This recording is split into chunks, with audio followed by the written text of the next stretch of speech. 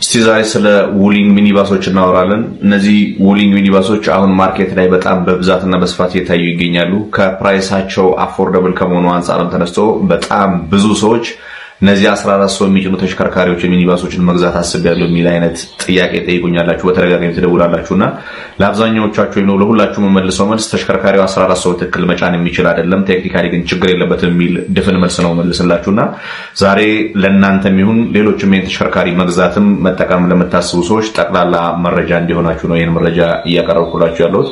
እንግዲህ እነዚህ ተሽከርካሪዎች በካምፓኒው ደረጃ ሲመረቱ ፐርፐዝሊ ለካርጎ አገልግሎትና ወደ ሰው መጫን አገልግሎት ከገባ ደግሞ ማክሲመም ሹፌርን ጨምሮ 9 ሰው እንዲጭን ተደርጎ የተሰሩ ተሽከርካሪዎች ናቸው።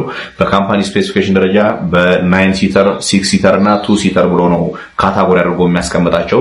በድራይቪንግ ሬንጅ ደረጃ ደግሞ አሁን የ2025ዎቹ የምትገዙ ከሆነ በ310 እና 400 ኪሎ ሜትር ኦፕሽን አላቸው። 2026ዎቹን ልትገዙ የምትችሉበት አጋጣሚ ካለ ግን ትንሽ አፕዴት ያተደረጉ እነሱም በ300፣ 330 እና 440 ኪሎ ሜትር ቫሪያንት ያለውን ለማርኬት አቅርበዋል ማለት ነው። እነዚህ ተሽከርካሪዎች እንግዲህ ድራይቪንግ ሬንጃቸው ሲቀመጥ የመጫን አቅማቸውና የምትነዱባቸው ስፒድ ሁሉ ፓራላል አብሮ መቀመጥ ያለበት ነገር ስለሆነ እናንተ ኮንሲደር ማድረግ ይጠበቅባቸዋል ብዬ የማስባቸውን ነገሮች ነው ማንሳት የፈለኩት። ይህም እንግዲህ ይህ ተሽከርካሪ አሁን የ2025 ሞዴሉ ሆነ እናንተ ያላችሁ መግዛት ያሰባችሁት ማክሲመም ስፒድ 90 ኪሎ ሜትር ፐር አወር ብቻ ነው መሄድ የሚችለው። እዛ በዚህ ማክሲመም ስፒድ ስትሄዱበት የባትሪ ኮንሰምፕሽኑ በጣም ከፍ ያለ ነው። አሁን ኢትዮጵያ ውስጥ እንደምታዩት ደግሞ 14 ተሳፋሪና አንድ ሹፌር አድርጋችሁ ሙሉ ሰው ጭናችሁ የምትሄዱ ከሆነ የዚህ ተሽከርካሪ ሎዱ በጣም ከፍ ያለ ስለሚሆን ለምሳሌ ከዚህ አዳማ 100 ኪሎ ሜትር የምትሄዱበት ከሆነ ደርሶ መልስ አስባችሁ 400 ኪሎ ሜትር ደርሼ እመለሳለሁ ብላችሁ ብትሄዱ ይሄ ተሽከርካሪ አድርሶ ላይ መልሳችሁ ይችላል ማለት ነው።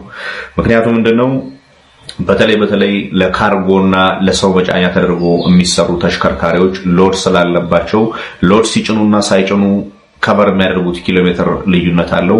ሎድ ጭነውም ደግሞ የሚነዱበት ስፒድ ላይ በጣም ሊሚቴሽን አለ። ለምሳሌ እነዚህ ተሽከርካሪዎች ከ50 እስከ 60 ኪሎ ሜትር ፐር አወር ባለው አቨሬጅ ስፒድ ስትነዱ ነው እስከ 400 ኪሎ ሜትር 9 ሰው ጭኖ ሊንቀሳቀስ ይችላል ብሎ ካምፓኒ የሚያስቀምጠው።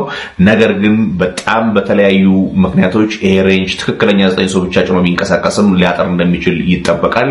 አሁን እዚህ ሀገራችን ውስጥ እንደምታዩት ደግሞ የመጫን አቅሙን ወደ 15 ሰው ከፍ አድርገ ነው ረዘም ያለ መንገድ እነዚህን እየነዳን መሄድ የምናስብ ከሆነ በጣም ልንቸገርበት እንደምንችል ኮንሲደር ማድረግ ይጠበቅባቸዋል ማለት ነው። ሌላኛው ተሽከርካሪውን ውስጥ ገብታችሁ አይታችሁ ከሆነ መካከለኛ ቁመት ያለው ወይም ደግሞ ረዘም ያለ ቁመት ያለው ሰው በትክክል ጉልበቱን ዘርግቶ መቀመጥ የሚችል ወይም ደግሞ ውስጥም ወክ አድርጋችሁ ከወንበር መጠጋጋት የምትችሉበት ነገር የለውም። ተሽከርካሪው ሲሰራ ፐርፐዝሊ ለእቃ መጫኛ አገልግሎት የተሰራ ስለሆነ እንደዚህ ለተሳፋሪ ምቹ እንዲሆን አይደለም የተሰራው። ለዛ ከፊት ለፊት ወደ ኋላ ወንበር መሄድ ወይም ደግሞ መንቀሳቀስ ብትፈልጉ አጎንብሳችሁ የሰው ጭንቅላት እየነካችሁ ምናምን ወጣልፉ የምትችሉት። ከዛ ውጪ ግን ራሱ ወንበር ውስጥ ስትቀመጡና እግራችሁን በትክክል ፊት ለፊት ፓራላል ስትቀመጡ በራሱ ጉልበታችሁ የፊት ለፊቱን ወንበር እየገጨባችሁ የምትቸገሩበት አጋጣሚ ስላለ እነዚህ ተሽከርካሪዎች በተለይ ለክፍለ ሀገር ለረጅም መንገድ እንሰራባቸዋለን ብላችሁ የምታስቡ ሰዎች ካላችሁ ይሄን ከሐሳባችሁ ብታወጡ ጥሩ ነው። ምክንያቱም ተሳፋሪውን እያሰቃያችሁ ነው ዘርስ የምትወስዱት። ለአጫጭር ለከተማ ውስጥ ስራ ከሆነ ለታክሲ ስራ ከሆነ ግን ብትሞክሩት መጥፎ አይደለም የሚል ሐሳብ ነው ያለኝ። እኔ እንደ ሪኮመንዴሽን ወደ 9 ሰው መልሱት አላላችሁም።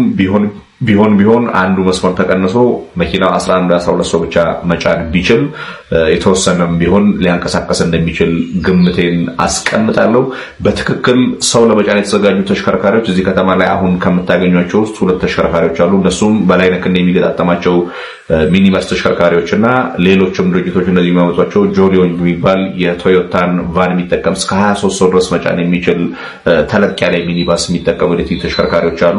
እነዚህ ተሽከርካሪዎች በትክክል ሰው ለመጫን ነው ፓሴንጀር ለማጓጓዝ የተሰሩ ናቸው። ከዛ ውጭ ያሉት ግን አብዛኛዎቹ አሁን በፕራይስ ደረጃ ከ5 ሚሊዮን እስከ 7 ሚሊዮን ከዛም በታች የምታገኟቸው ተሽከርካሪዎች የካርጎ ቫን ተደርገው የተሰሩ እንጂ የፓሴንጀር ቫን ስላልሆኑ ለስራ በጣም ምቹ ናቸው የሚል እምነት የለኝም። እዚህ ላይ ሐሳብ አስተያየት ካላችሁ በኮሜንት ስር መጻፍ ትችላላችሁ። ሌሎች ሪቪው እንዲደረግላችሁ ወይ ደግሞ ግልጽ እንዲደረግላችሁ የምትፈልጉት ነገር ካለ ኮሜንት አድርጉኝ። መልካም ጊዜ